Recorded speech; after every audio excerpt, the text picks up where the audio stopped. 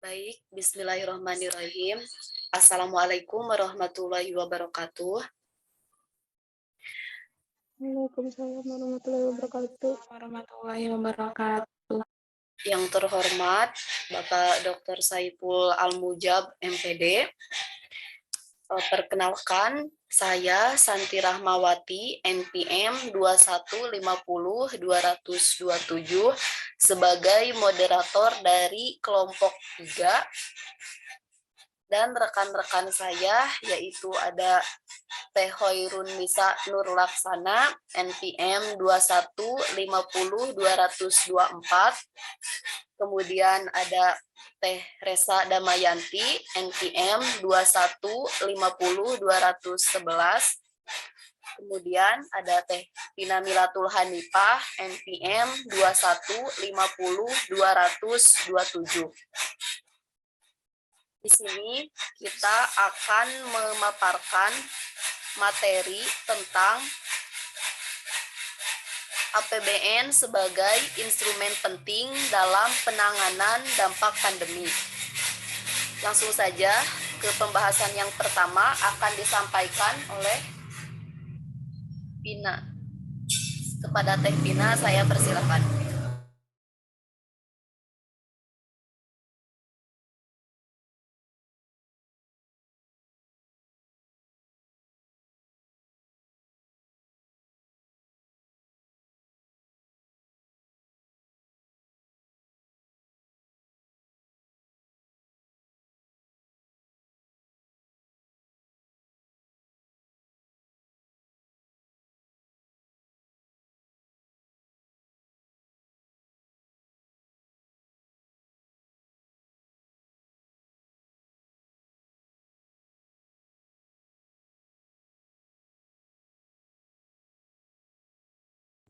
Baik, terima kasih kepada Ibu Moderator.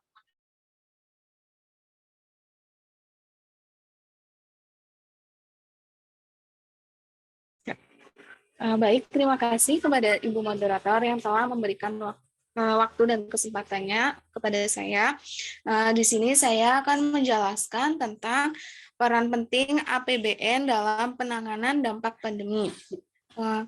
Pada kebijakan stimulus fiskal, penanganan COVID-19 dan pemulihan ekonomi nasional tahun 2020 sampai 2021 telah terbukti berdampak positif terhadap peningkatan kesejahteraan masyarakat dengan menurunnya tingkat pengangguran yaitu di angka 7,7% pada Agustus 2020 dan menjadi 6,49% pada Agustus 2021, serta menurunnya tingkat kemiskinan dari 10,19% pada September 2020 menjadi 10,14% pada Maret 2021.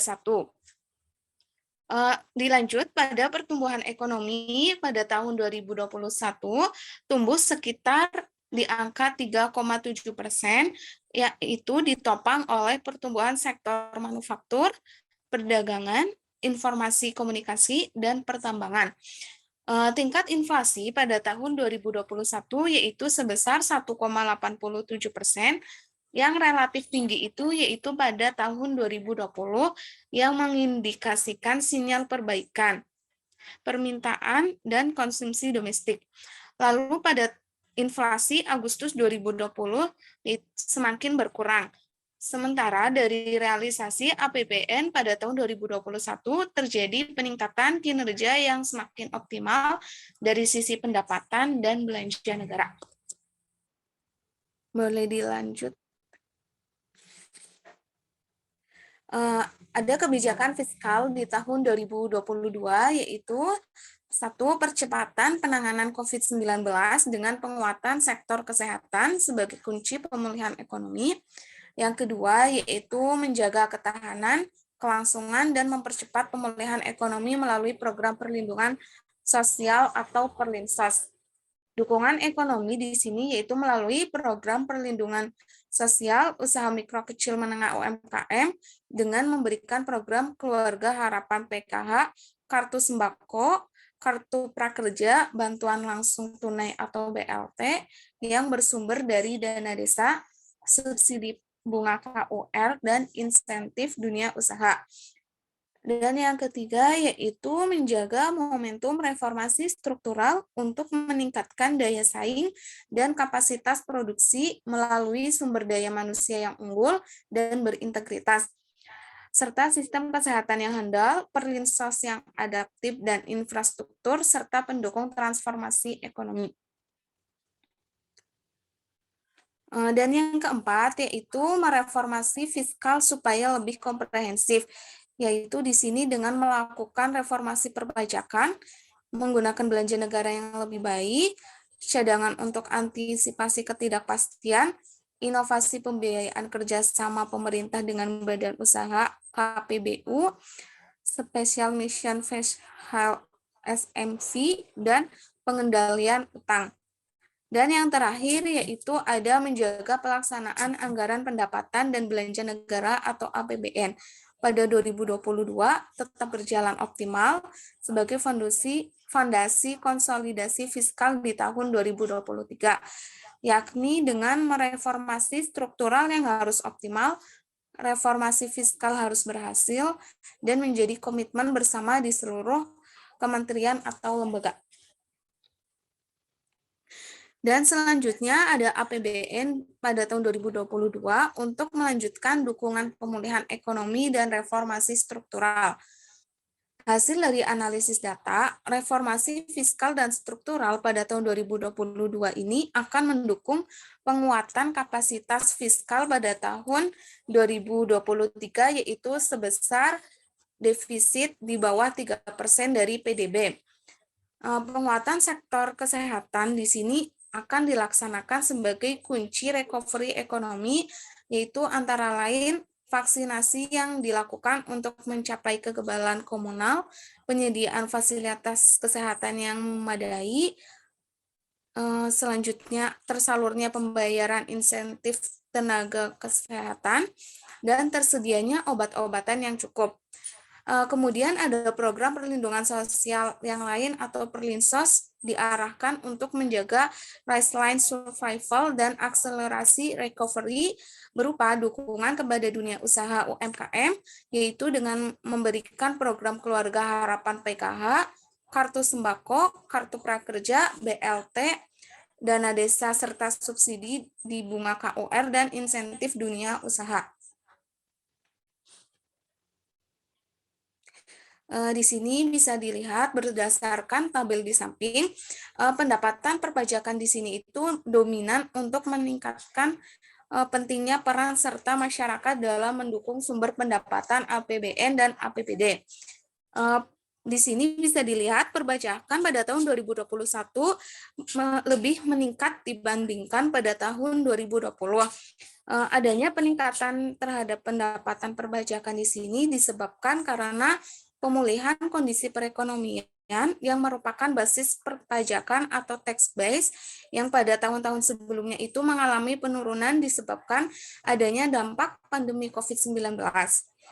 APBN pada tahun 2022 disusun dengan postur pendapatan sebesar 1.846,1 triliun, kemudian untuk belanja negara ditetapkan sebesar 2.714,15 triliun yang terdiri dari belanja pemerintah pusat sebesar 1.944,5 triliun. Mungkin sekian pemaparan materi dari saya. Untuk selanjutnya saya kembalikan kepada Ibu Moderator. Terima kasih.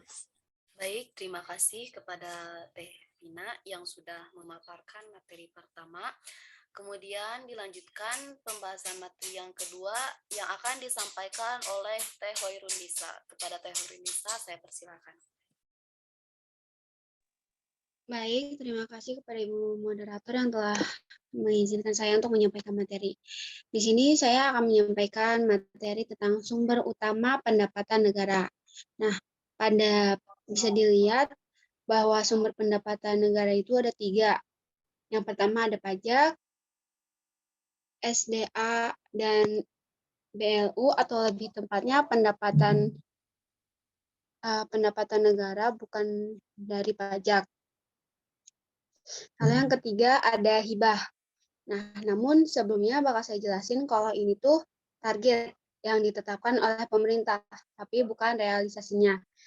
Nah, yang ditargetkan untuk pajak itu sebanyak 1.510 triliun, penerimaan negara bukan pajak sebanyak 335,56 triliun, dan hibah sebanyak 580 miliar.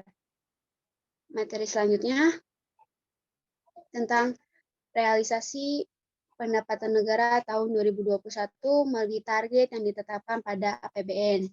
Realisasi pendapatan melalui target yang ditetapkan dalam Undang-Undang APBN tahun anggaran 2021 yaitu sebanyak 115,35%, artinya 15,9%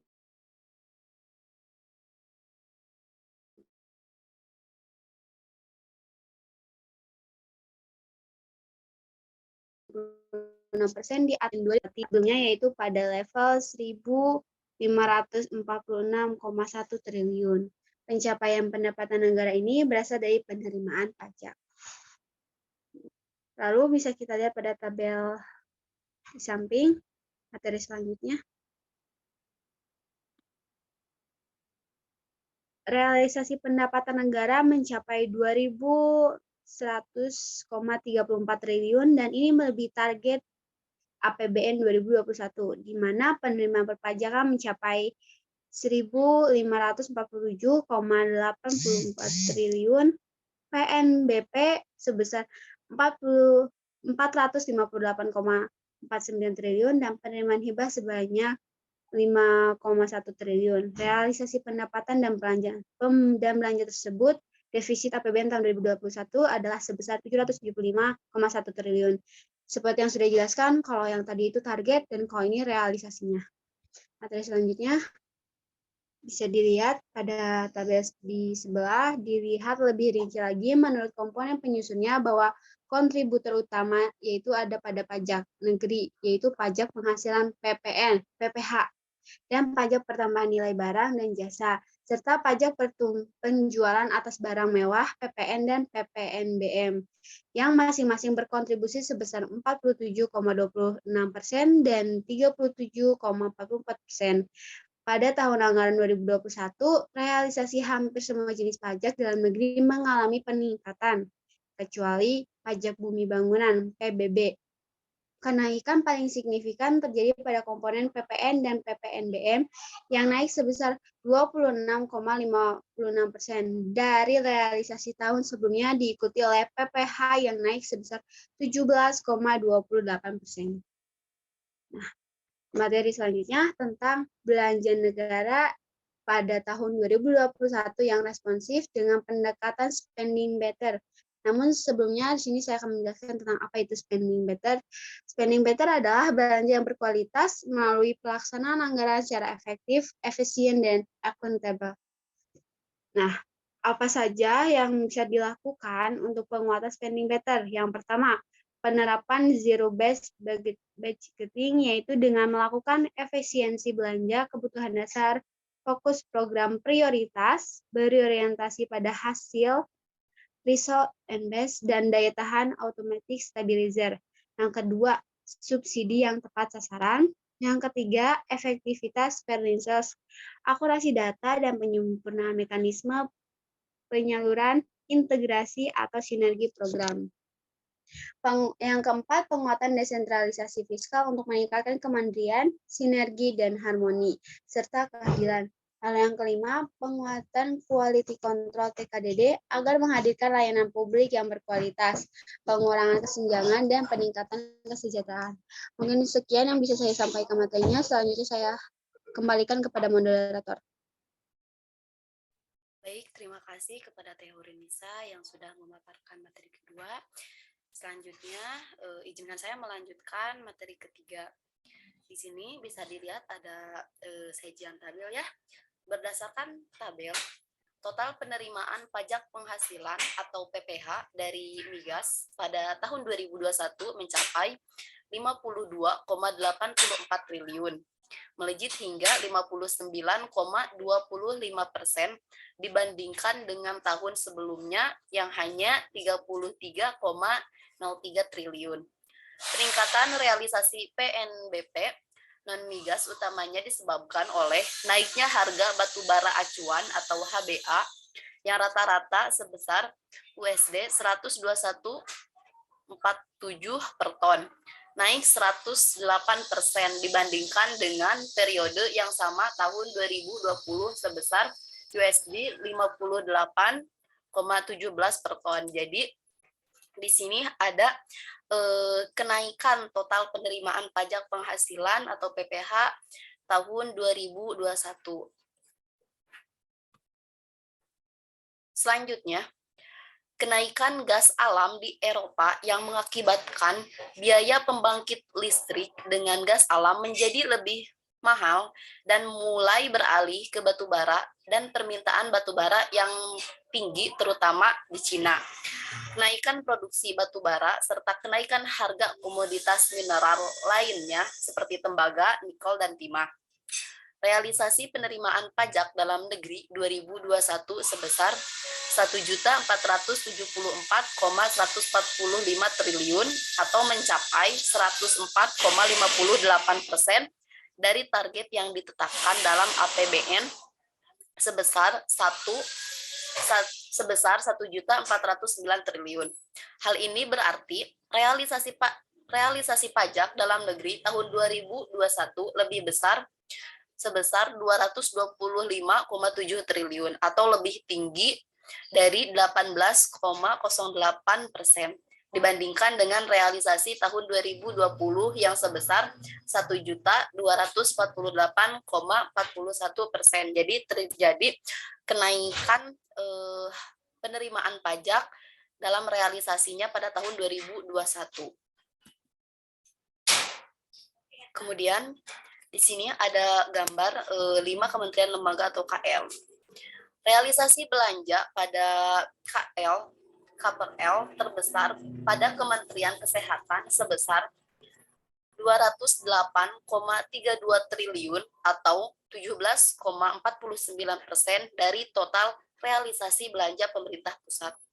Karena jelas pada masa pandemi ini segala hal difokuskan pada penanganan pandemi COVID-19. Jadi terjadi peningkatan pada kesehatan karena memang pada saat pandemi COVID-19 yang menjadi fokus utama adalah bidang kesehatan. Selanjutnya ada utang negara masih menjadi komponen utama pembiayaan. Bisa dilihat dari tabel berikut.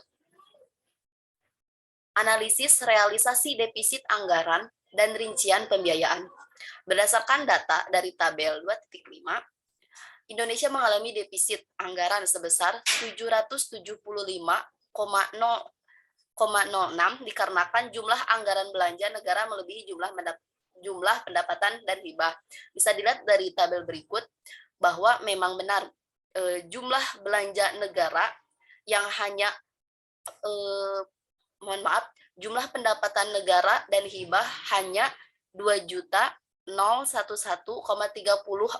sedangkan belanja negara mencapai 2.786,41, sehingga Indonesia mengalami defisit sebesar 775,6. Mungkin cukup sekian yang bisa saya sampaikan. Selanjutnya saya serahkan kepada Teh Resa Damayanti untuk melanjutkan pemaparan materinya. Kepada Teh Resa saya persilahkan. Baik, terima kasih Bu Moderator. Saya akan melanjutkan yaitu tentang analisis realisasi komponen pembiayaan utang negara tahun 2021. Yang dilihat dari data tersebut, komponen terbesar adalah surat berharga negara atau SBN sebesar 877,506, kemudian komponen pinjaman dalam negeri sebesar 0,944 serta komponen pinjaman luar negeri sebesar min 7,914.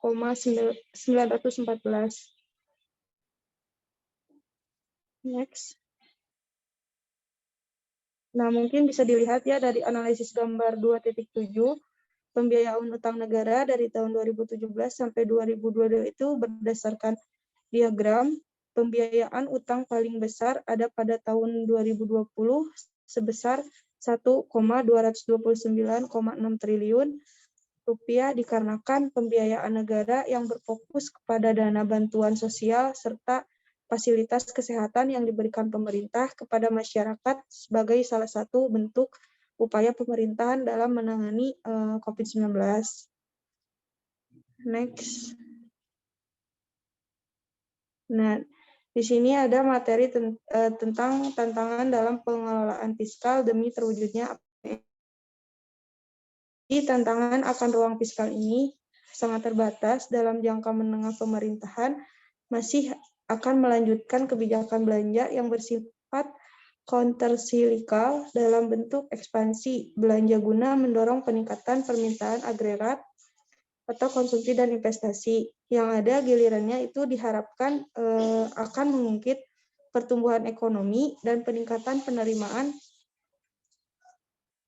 negara, yang dimana kebijakan tersebut juga akan diikuti dengan pelaksanaan reformasi penganggaran, antara lain dengan penerapan kebijakan. Yang pertama itu ada basic spending, yang kedua intervensi berorientasi pada hasil dengan melakukan penguatan pembangunan pada bidang-bidang tertentu. Yang ketiga itu adanya kemampuan antisipasi dan penciptaan stabilisasi secara otomatis. Dan yang keempat, implementasi redesign sistem perencanaan dan penganggaran.